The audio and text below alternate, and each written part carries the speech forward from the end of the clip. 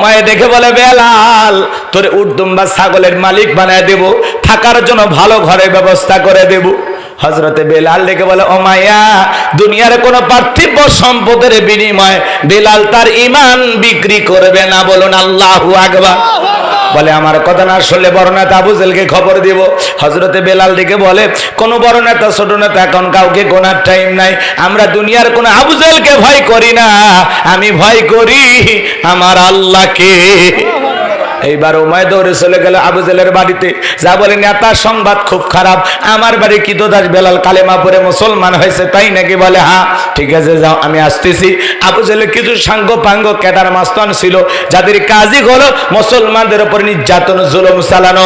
আজও তাম পৃথিবীর জমিনে তাকায় দেখবেন জালেমদের ক্ষমতা টিকে রাখার বিশেষ একটা বাহিনী থাকে, যাদের কাজই হলো টুপিওয়ালা দাড়িওয়ালা ইমানদার আল্লাহওয়ালাদেরকে টার্গেট করে করে হত্যা করা। ভালো করে বুঝবেন বাজান গো আমার, গভীর মনোযোগ দিয়ে শুনবেন। আবু জেহেল তার সাঙ্গ পাঙ্গ ক্যাডার মাস্তানি ওমর বাড়িতে হাজির হয়ে গেল, ডাইকে বলে বেলাল এইদিকে আয়। এ বেলাল এসব কি শুনছো, তুমি নাকি মুসলমান হয়েছো? হযরতে বেলাল ডেকে বলেন গতকাল রাত্রিতে নবীজির হাতে হাত রেখে আমি কালেমা পড়ে মুসলমান হয়েছি। আবু জেহেল ডেকে বলে বেলাল আমি তোরে পার্সোনাল ভাবে মহাব্বত করি, তোর উপর একটা বিশেষ নজর ভালোবাসা কাজ করে। বেলাল তুমি যদি চাও উটদুম্বা ছাগলের মালিক বানায় দেব, থাকার জন্য ভালো ঘরের ব্যবস্থা করে দেব। ও বেলাল তুমি যদি চাও ব্যবসা বাণিজ্য করবা, দিরহাম টাকা পয়সা যা লাগে দেব। বেলাল তুমি চাইতে দেরি, তোমার চাহিদাটা পূরণ করতে আমরা দেরি করব না।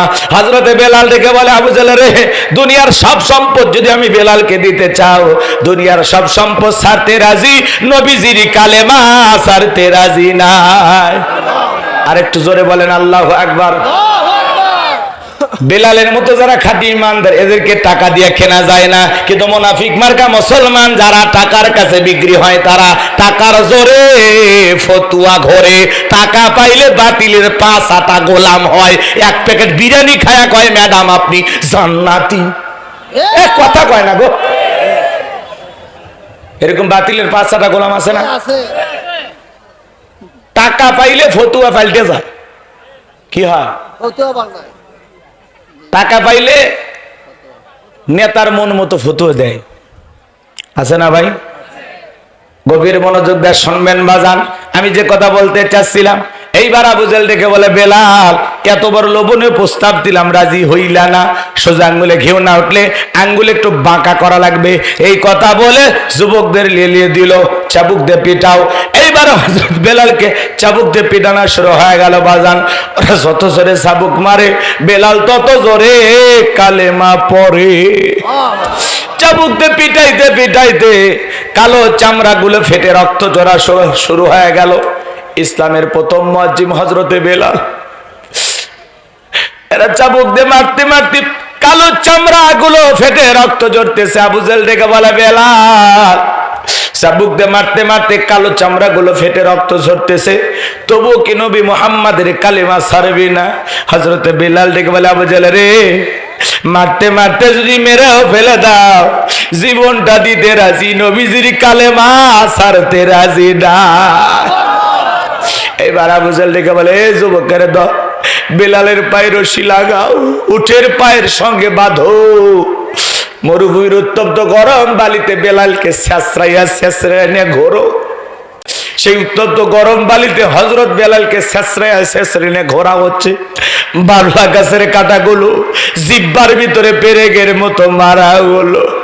বিকেল বেলা নিয়ে এসে বলে বেলাল চাবুক পিটাইলাম, পায়ে রশি লাগাই নিয়ে ঘুরলাম রে বেলাল, তবুও কি নবী মুহাম্মদ সাল্লাল্লাহু আলাইহি সাল্লামের কালেমা ছাড়বি না?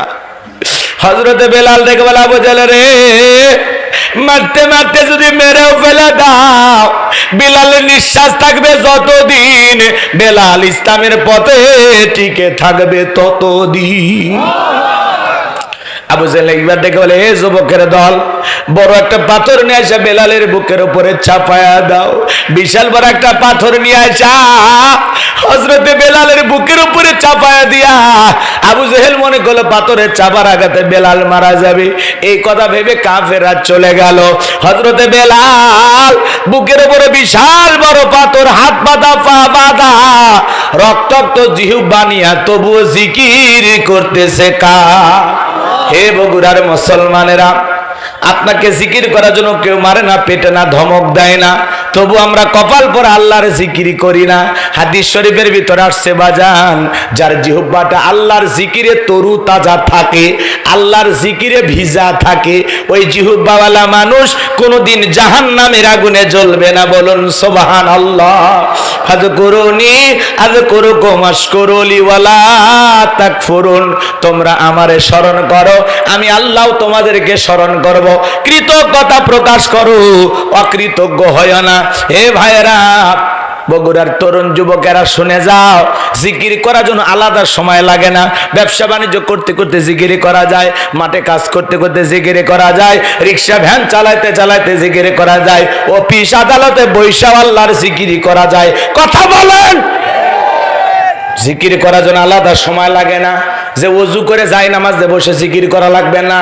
যে অবস্থায় আছেন ওই অবস্থায় সব সময় জবানে জিকির চালু থাকবে। সুবহানাল্লাহ, আলহামদুলিল্লাহ, আল্লাহু আকবার, লা ইলাহা ইল্লাল্লাহ, সুবহানাল্লাহি ওয়া বিহামদিহি, সুবহানাল্লাহিল আযীম। পারবো তো ইনশাআল্লাহ? পারবো তো ইনশাআল্লাহ? আমার ভাইয়েরা গভীর মনোযোগ দিয়ে কথাগুলো শুনে যান। হযরতে বেলাল রক্তাক্ত জিহ্বাটা নাড়াইয়া চোখের কোণা দিয়ে পানি ছড়তেছে, আল্লাহর জিকির করতেছে, আর আল্লাহকে ডেকে বলেন, আল্লাহ তুমি তো সেই আল্লাহ, ইব্রাহিমের জন্য যদি নমরুদের আগুনকে ফুলের বাগান বানায় দিতে পারো, ও আল্লাহ তুমি কি পারো না বেলালের বুকের পাথরটাকে তুলার মতো নরম বানায় দিতে? আমার বুকের উপরে পাথর থাকার কারণে তোমার মতো মালিকের জিকির করতে বড় কষ্ট হয়। ও আল্লাহ তুমি কি পারো না বেলালের বুকের পাথরটাকে তুলার মতো নরম বানায় দিতে? হযরতে বেলাল দোয়া করতে দেরি, আসমানের মালিক আল্লাহ দোয়া কবুল করতে দেরি করে নাই, করে নাই। বেলালের বুকের পাথরটাকে আমার আল্লাহ তুলার মতো নরম বানিয়ে দিয়েছে। বেলালের নিঃশ্বাসের সাথে পাথর ওঠে আর নামে বলেন আল্লাহু আকবার। ইসলামের প্রথম মুয়াজ্জিন বেলাল, কি নির্যাতন জুলুম তার উপরে চলতেছে। নবীকে কতটা ভালোবাসতেন জানেন? হযরতে বেলাল হলো আশিকে রাসূল। আমরা তো এখন সাইনবোর্ড লাগাই আশিকে রাসূল। আশিকে রাসূল কারে বলে জানেন? হযরতে বেলাল নবীজি যখন মক্কা নগরীতে পথ চলতে একবার ডানে যায় একবার বামে যায়। নবী জিজ্ঞাসা করে, বেলাল বুঝছেন একবার ডানে যাও আর একবার বামে যাও, কারণটা কি? বেলাল দেখে বলে, নবী আপনি কালেমার দাওয়াত দেন, ইসলামের প্রচার প্রসার করেন, ওই কাফেরা হলো আপনার শত্রু, আপনাকে টার্গেট করে যদি ডান থেকে তীর নিক্ষেপ করে, নবী গো ওই তীরটা যেন সর্বপ্রথম আমি বেলালের বুকের ভিতরে ঢোকে। আবার মনে মনে ভাবি, ওরা যদি বাম থেকে তীর নিক্ষেপ করে, ওই তীরটা যেন সর্বপ্রথম আমি বেলালের বুকের ভিতরে ঢোকে। আমি বেলাল মারা গেলে ইসলামের ক্ষতি হবে না, আপনি নবী মারা গেলে ইসলাম আর মাথা উঁচু করে সামনের দিকে দাঁড়াতে পারবে না। বলেন আল্লাহু আকবার। আশিকে রাসূল বেলাল, নবীর পাগল বেলাল, সেই বেলালের উপর নির্যাতন জুলুমের কথা বিশ্ব নবীর কান পর্যন্ত যখন পৌঁছে গেল, নবী তখন ডেকে বলল, ওয়াক্কর বেলালের কষ্ট আর সহ্য হয় না, যাও যাও তুমি আমার বেলালের জন্য একটা কিছু করো। হযরত আবু বকর সিদ্দিক রাদিয়াল্লাহু তাআলা আনহু কয়েক গুণ দাম বেশি দিয়ে গোলামীর জীবন থেকে হযরত বেলালকে আজাদ করলেন, মুক্ত করলেন। বলুন আল্লাহু আকবার। এই যখন ইসলামের অবস্থা, একদিকে সন্তান হারানোর ব্যথা, অন্যদিকে সাহাবায়ে কিরামদের উপর নির্যাতন জুলুম, এই জন্য নবীজির মনটা ভীষণ খারাপ, মুখটা মলিন, চোখের কোনা দিয়া অশ্রু ঝরতেছে। নবীর যখন মন খারাপ, নবীকে সান্ত্বনা দেওয়ার দায়িত্ব কার? আল্লাহ। আর একটু জোরে কোন আল্লাহ। আমার আল্লাহ ডেকে বলে, জিবরাইল আমার বন্ধুর মা নাই বাবা নাই, আমি ছাড়া আমার বন্ধুর কেউ নাই রে জিবরাইল, আমার বন্ধুর মনটা হয়েছে ভারী, আমি আল্লাহ সইতে নাহি পারি। লাহু মাহফুজ থেকে সূরা কাউসার নিয়ে যায় আমার হাবিবের উপরে নাজিল কর তাড়াতাড়ি। এটা জোরে কোন আল্লাহু আকবার। আমার নবী ডেকে বলে, আনাস আমার মনটা কেন খারাপ তোমরা জানো, কিন্তু আমার মুস্কি হাসি দেওয়ার কারণ হলো এই মাত্র আসমান থেকে জিবরাইল এসে আমার উপরে সূরা কাউসার নাজিল করলো। বিশ্ব নবী তখন সাহাবায়ে কিরামদের সামনে মুস্কি মুস্কি হাসলেন আর সূরা কাউসার তিলাওয়াত করে শুনিয়ে দিলেন। আপনারাও হালকা করে মুস্কি মুস্কি হাসবেন আর আমার সঙ্গে তিলাওয়াত করুন, ইন্না আ'তাইনাকাল কাউসার ফাসাল্লি লিরাব্বিকা ওয়ানহার ইন্না শানিয়াকা হুয়াল আবতার। আল্লাহু আকবার। কষ্ট হয়? আল্লাহ রাব্বুল আলামিন বলেন, ইন্না আ'তাইনাকাল কাউসার।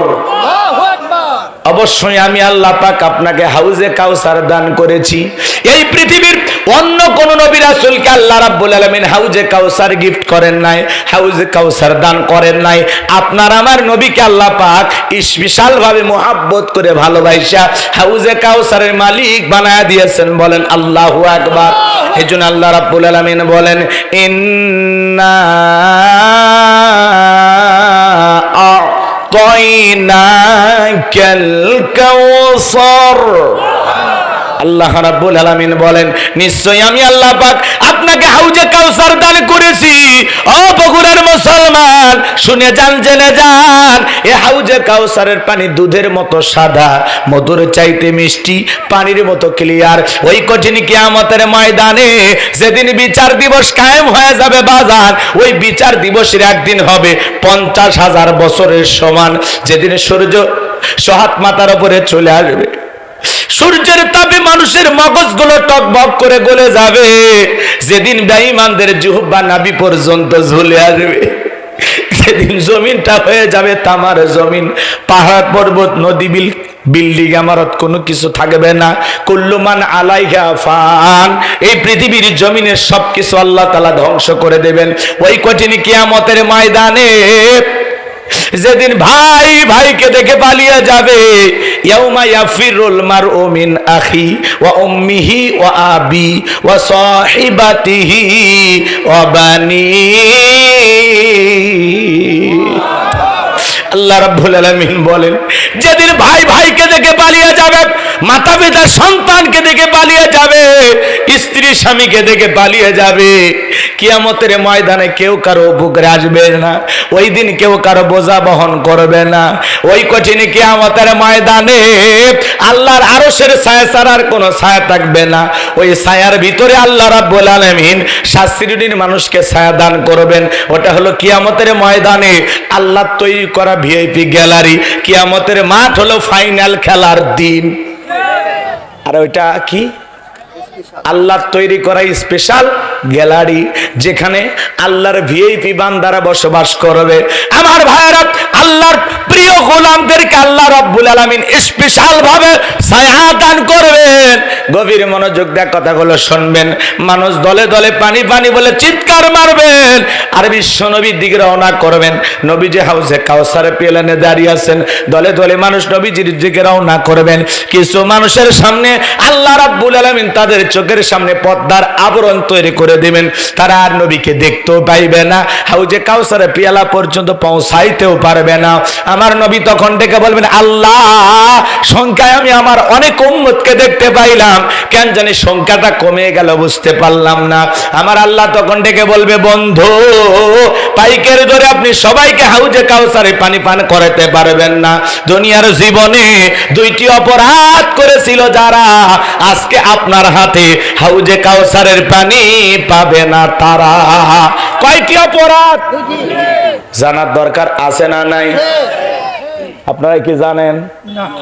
আমি কি বলবো? কষ্ট হচ্ছে? শোনেন, হাউজে কি হয়েছে? হচ্ছে না কষ্ট? আলহামদুলিল্লাহ।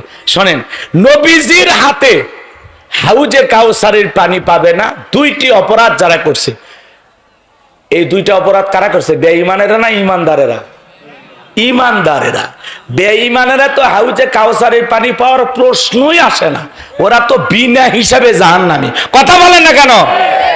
নবীজির হাতে দুই শ্রেণীর মানুষ হাউজে কাউসারের পানি পাবেন না।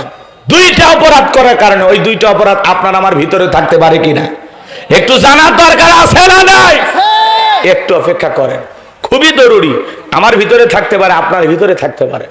গভীর মনোযোগ দিয়ে কথাগুলো শুনে যান বাজান।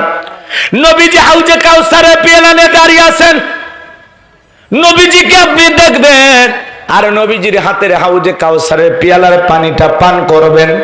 কিয়ামতের ময়দানে নবীজির হাতে এক পেয়ালা হাউজে কাউসারের পানি যদি পান করতে পারেন, জান্নাতে ঢোকা পর্যন্ত আপনারা তৃষ্ণা লাগবে না, তৃষ্ণা মিটে যাবে। বলুন সুবহানাল্লাহ। এদিকে তাকান, হযরত আবু বকর সিদ্দিক রাদিয়াল্লাহু তাআলা পিয়ালাগুলো ভরায়া দিবেন, মাঝখানে দাঁড়িয়ে থাকবেন হযরত ওমর। হযরত ওমর বিশ্ব নবীর হাতে দেবেন, আর নবীজি তার আদরের উম্মতদেরকে খুঁজে খুঁজে কিয়ামতের ময়দানে হাউজে কাউসারের পানি পান করায় দিবেন। নবীজিকে দেখাও হবে, নবীজির হাতে প্রথম হাউজে কাউসারের পানি পান করা হবে। এই দৃশ্যের মুখোমুখি আল্লাহর কোন গোলামেরা হতে চান? দুইটা হাত তুলে আমার আল্লাহকে দেখান। নবীজির হাতে আপনারা হাউজে কাউসারে পানি পান করতে চান? তাহলে আমার সঙ্গে বলুন, আল্লাহ আমাদের সবাইকে নবীজির হাতে কিয়ামতের ময়দানে হাউজে কাউসারের পানি পান করার তৌফিক দান করুন। চিল্লায় কোন আমিন। আরেকটু জোরে বলেন আমিন। আল্লাহ পাক আমাদের সবাইকে নবীজির হাতে হাউজে কাউসারের পানি পান করার তৌফিক দান করুন। চিল্লা বলেন আমিন। হাত নামান। কষ্ট হচ্ছে নাকি আপনাদের? শোনেন, হাউজে কাউসারের পানি চাইলেই পাওয়া যাবে না, অত সহজ না। কিয়ামতের ময়দানে নবীজির হাতে হাউজে কাউসারের পানি যদি পান করতে পারেন, আহ কি নসিব, কি তকদির তাদের যারা পান করবে। শোনেন শোনেন, আমি আপনাদের এলাকায় আসলাম, একটা ছেলের হাতে কিছু চকলেট দিলাম, দিয়ে বললাম ভাতিজা আমার জন্য এক বদনা পানি নিয়ে আসো, আমি একটু উজু বানাবো। ওই ছেলেটা চকলেট নিয়ে মারছে দৌড়, মাঝখানে আচার খায় পড়ে গেছে, হাঁটু ছিলে গেছে, রক্ত বের হইছে। এরপরে বদনা ভরিয়া পানি নিয়ে আমার সামনে হাজির। আমি তখন বললাম ভাতিজা এই পানিটার দিকে তোমার কষ্ট হয়েছে, মাঝখানে আচার খায় পড়ে গেছো, হাঁটুটা ছিলে গেছে, ব্যথা মনে হয় পাইছো। ওই ছেলেটার চকলেট থাকার কারণে বলতেছে আমি এরকম কত পড়ে যাই, আমার কিছুই হয় না। ওই চকলেটের খুশির কারণে ব্যথাকে ব্যথা মনে হচ্ছে না। কিয়ামতের ময়দানে নবীজির হাতে হাউজে কাউসারের পানি যদি পান করতে পারেন আর আল্লাহর আরশের নিচে যদি ছায়া পান, কিয়ামতের কঠিন দিন আপনার কাছে কঠিন মনে হবে না, আল্লাহ সহজ করে দিবেন। বলুন সুবহানাল্লাহ। নবীজির হাতে হাউজে কাউসারের পানি আর আল্লাহর আরশের নিচে ছায়া যদি আপনি পান, আপনি জান্নাতি, আপনার আর টেনশন নাই। বলুন না সুবহানাল্লাহ। কিন্তু পানি চাইলেই তো পাওয়া যাবে না, কাজ করা লাগবে, ঠান্ডা পানি দিয়ে উযু বানায় নামাজ আদায় করা লাগবে। হঠাৎ করে কেউ যদি নামাজ ধরে, নতুন মুসল্লি দেখে পুরাতন যারা মুসল্লি এরা একটু ঠাট্টা বিদ্রুপ করে, হাসি তামাশা করে, সূর্য কোন দিক উঠছে, উত্তর পাড়ার বাদশা দিকে মসজিদে নামাজ পড়বি না 2 দিন পরে ছাড়িয়ে দিবি? এই চাচা মুরব্বি, আপনি তো দাওয়াতে 5 জনকে মসজিদে আনতে পারেন না। হঠাৎ করে একটা লোক নামাজ ধরেছে, 2 ওয়াক্ত পড়বি না 4 ওয়াক্ত পড়বি, এটা এর ব্যাপার। এটা নিয়ে আপনি সমালোচনা কেন করেন? ওই লোকের সাথে কেন কথা বাড়াচ্ছেন? আপনার এই কথা শুনে যদি পরের দিন থেকে আল্লাহর ঘর মসজিদে ওই আল্লাহর গোলাম না আসে, আল্লাহর কাছে কি জবাব দিবেন? কথা বলেন না কেন? ও 2 ওয়াক্ত পড়ুক, 2 দিন পড়ুক, ওই ওর ব্যাপার। পারলে ওর জন্য দোয়া করেন যে ভাতিজা তুমি মসজিদে আসছো দেখে দিলটা ভইরে গেছে, আল্লাহর কাছে দোয়া করি আল্লাহ যেন তোমাকে মৃত্যু পর্যন্ত 5 ওয়াক্ত নামাজ মসজিদে এসে পড়ার তৌফিক দান করেন। ঘৃণা ছড়ানো যাবে না, ঠাট্টা বিদ্রুপ করা যাবে না, কারো মনে কথার দ্বারা কষ্ট দেওয়া যাবে না, পারলে ভালোবেসে বুকে টানেন। কথা কন নাকি আপনারা? আসরের নামাজ আদায় করছেন, দেখে লোকটাকে ভালো লাগছে, বলেন যে ভাতিজা চলো 1 কাপ চা খাওয়াই, লোকটার সাথে মিশেন। ও যেন বোঝে যে না, নামাজি মানুষের সাথে মিশে ভালো লাগতেছে, ও যেন আলাদা একটা নতুন জীবন পায়। পারবো তো ইনশাআল্লাহ? খবরদার আপনার কথার দ্বারা কোন ধরনের মানুষ যেন কষ্ট না পায়, নামাজি হোক বেনামাজি হোক, যেই শ্রেণীর মানুষ হোক। মনে থাকবে যুবক বয়সে দাড়ি রেখেছেন সমালোচনা, বাইরে বউ নিয়ে ঘুরতে গেছে, কয় ভাবি আসসালামু আলাইকুম, সাথে চাচার খবর কি? বাড়িতে এসে বউ রাগ করছে, তোমার সাথে বাইরে যাওয়া যায় না কেন? কয় আমারটাকে ভাবি আর তোমারটাকে চাচা। যে বউ নবীর সুন্নত দাড়িকে মহাব্বত করে না, ওই বউ আপনাকে 100% ভালোবাসা দিতে পারবে না। কথা বলে ঠিক কি না? এই পৃথিবীর সকল নবীদের মুখে দাড়ি ছিল। এই দাড়ি হলো স্পেশাল একটা সুন্নত। টুপি খোলা যায়, জুব্বা খোলা যায়, দাড়ি খোলা যায় 24 ঘন্টা লাগিয়ে থাকে। কথা বলেন না কেন? দাড়ি রাখলে পুরুষকে পুরুষের মতো লাগে। মহিলারও দাড়ি নাই, পুরুষেরও দাড়ি নাই, ওটা কি দেখতে ভালো লাগে? 60-70 বছর বয়স হয়ে গেছে, এরপরে সেলুনে যাই মারিয়াতে কয় চাচা অনেক তো বয়স হয়ে গেছে, এই বয়সে আর সেভ কইরেন না, রেখে দেন। প্লাস দিয়ে টেনে টেনে সেভ করা লাগে, চামড়া চড়ে গেছে। চাচা কয় চুলকে বা চুলকে, তোমার দাড়ি রাখলে চুলকে, কবরে যাও ফেরেশতারা চুলকানির মলম নিয়ে বসে আছে, তোর জায়গা মতো মলম লেগে দিবি। কথা কন ঠিক কে? দাড়ি রাখলে চুলকায়, শরীরের আর অন্য জায়গায় চুলকায় না। কম বেশি চুলকানি সবার আছে, তার মানে তোমার অ্যালার্জি আছে, চিকিৎসা করো, ভালো হবে। কথা কর না কেন? খালি দাড়িতে চুলকায় না, অন্য জায়গাতে চুলকায়। সব চুলকানি দাড়ি ধরছে না, ফাজলামি তো আর জায়গা পায় না। রাগ করতেছে নাকি? এটা বগুড়া জেলা না? এখান থেকে আপনি ঢাকার উদ্দেশ্যে বের হয়েছেন, আল্লাহ না করুক যমুনা সেতুতে যাবার আগেই আপনার হানিফ গাড়ি আর শ্যামলী গাড়ি মুখোমুখি সংঘর্ষ হয় না? এই মুখোমুখি সংঘর্ষতে আপনি মারা গেছেন। পকেটে টুপিও নাই, মুখে দাড়িও নাই। মানুষ মরার পরে হয় লুঙ্গি তুলে দেখবি, না হলে সেন্টটা খুলে দেখবি মাথা কাটান আছে না নাই। কথা কন ঠিক কিনা? আর যদি মুখে দাড়ি থাকে, মাথায় টুপি থাকে, মানুষ বুঝে নেবে এটা মুসলমানের সন্তান। কথা বলেন ঠিক কিনা? আর মুখে দাড়িও নাই, মাথায় টুপিও নাই, মরার পরে মানুষ ইজ্জত খুলে দেখবি। কথা কন ঠিক কিনা? আপনি তো মরে গেছেন, কি হাত কি খপ করে ধরবেন? সুযোগ আছে? তাহলে বাঁচতে হলে জানতে হবে। কথা কয় না কেন? রাগ করতেছেন আপনারা? তাহলে এইবার শোনেন, হাউজে কাউসারের পানি পান করতে গেলে 2টি কাজ করা লাগে। জোরে বলেন। 2টি কারণে মানুষ হাউজে কাউসারের পানি পাবে না, আবার হাউজে কাউসারের পানি পান করতে গেলেও 2টি কাজ করতে হবে। জোরে বলেন কয়টি? 2টা আঙ্গুল তুলে বলেন তো কয়টি? আর জোরে। 2টি কাজ করতে রাজি আছেন তো ইনশাল্লাহ? ইসলামের জন্য আমাদের ত্যাগ কুরবানি করা। এই যুবকে, তোমার মতো যুবকদের রক্তের উপর ইসলাম প্রতিষ্ঠিত হবে। কথা বলেন। দুনিয়ার গাছ গাছালি বাঁচানোর জন্য যেমন পানির প্রয়োজন হয়, ইসলাম নামক গাছটাকে জিন্দা রাখতে হলে শহীদের রক্তের ফোঁটার প্রয়োজন হয়। এই জন্য যুবক, তোমার রক্ত মশাই খাইলে হবে না, তোমার রক্ত এখানে সেখানে নষ্ট করলে হবে না। তোমাদেরকে আগামীতে সিদ্ধান্ত নেওয়া লাগবে। এই জমিনে বহুবার আমরা রক্ত দিয়েছি, কখনো ভাষার জন্য, কখনো স্বাধীনতার জন্য, কখনো স্বৈরাচারকে বিদায় করে দেওয়ার জন্য। আগামীতে নতুন করে সিদ্ধান্ত না লাগবে। প্রয়োজনে বিবির কাছ থেকে বিদায় নেব, সন্তানদের কাছ থেকে বিদায় নেব, মাথায় কাফনের কাপড় বেঁধে আল্লাহর এই জমিন, আল্লাহর দ্বীনকে প্রতিষ্ঠিত করার জন্য, কোরআনের সমাজ ব্যবস্থা কায়েম করার জন্য নবীদের মতো, সাহাবায়ে কিরামদের মতো বুকের তাজা রক্ত দিয়ে আল্লাহর এই জমিন, আল্লাহর দ্বীনকে প্রতিষ্ঠিত করার জন্য কারা কারা জীবন দিতে প্রস্তুত? হাত তুলে দেখান, হাত তুলে দেখান। লিল্লাহি তাকবীর। হাত টান টান করে তোলেন। হাত তোলারই শক্তি নাই, যুদ্ধ করবেন কি দিয়ে?